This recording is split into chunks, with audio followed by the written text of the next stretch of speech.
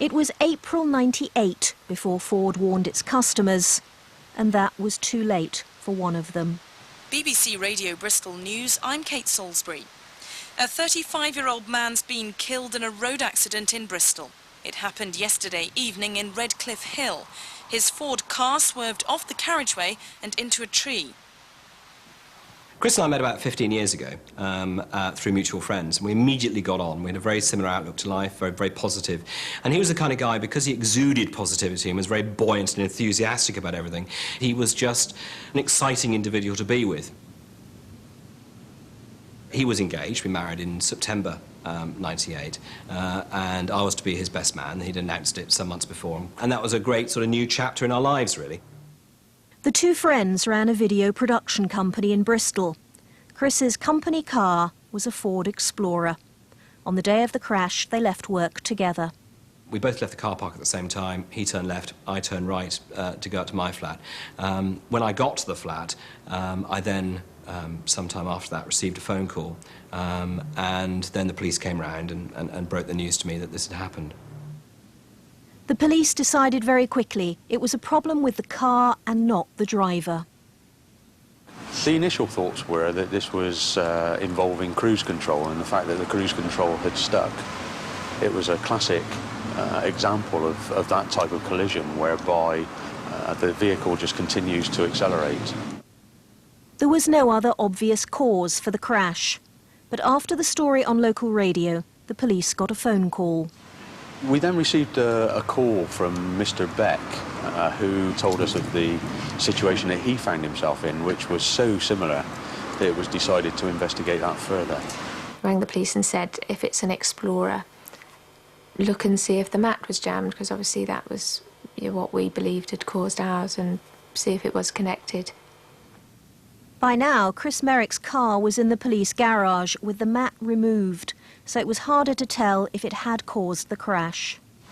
It was borne out a little by the fact that there were some marks on the carpet which were left by the throttle as it was depressed.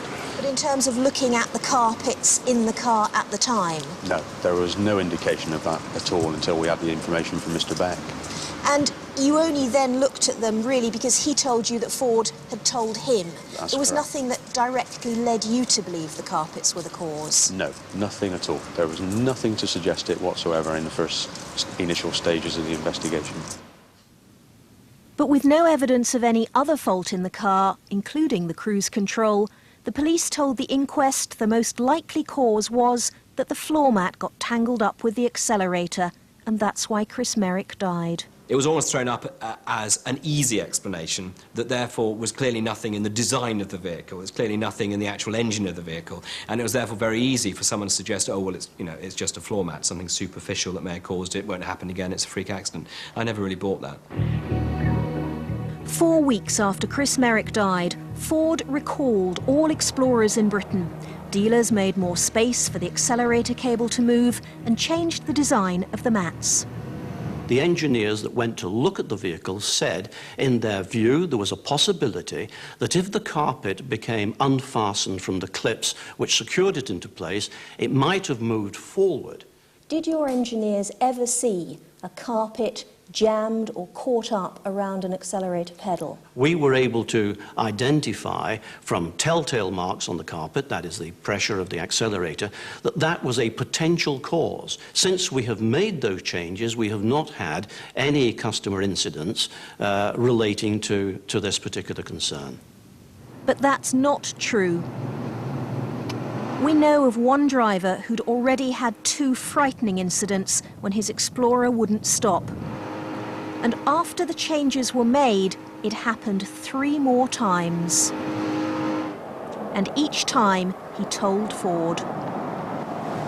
Normally, just always happened to me, just as you overtook something. You'd overtake something, pull in, and then just as you thought you were going to slow down, the accelerator would come in and it would just zap away like that. Dennis Greenwood became quite blasé about it and found his own hair-raising way of stopping the car.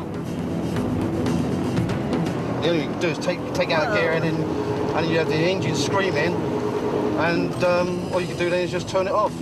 So you've got no control over the steering now? No control over the steering. As you lose power from the engine, it gets tighter and tighter. That is pretty terrifying. It is. Dennis knew it couldn't be the floor mats, and just like the police in Bristol, he had another theory. I knew it had something to do with the cruise control because just like driving on cruise control, you could feel the pedal going away from your foot, and it was exactly the same as that. The Explorer is made in America, and so it comes with cruise control as standard. It holds your car at a set speed. It means you can take your foot off the accelerator and relax on long journeys. You can increase your speed at the push of a button without pressing the accelerator. The cruise does that for you. Under the bonnet are two parallel cables which open and close the throttle. There's one from the accelerator, one from the cruise control. When you set the cruise, it's this second cable which takes over. So only two things should be able to move the accelerator pedal, your foot and the cruise control. To disengage, you just touch the brakes. Dennis Greenwood wasn't alone in suspecting this was the root of the problem. The issue of the cruise control seemed the most obvious to me, and the facts of the case were of what the witnesses said, the car running away, the thing sounding as if it was revving, and all those things, and being unable to stop, seemed to suit something, you know, electrical, something in the cruise control. It could have been a situation where the cruise control had come on. It didn't feel that dissimilar, except that when you put your foot on the brake with the cruise control normally, it switches off. And it didn't on this situation. But yes, it was that sort of something has taken over from me feeling.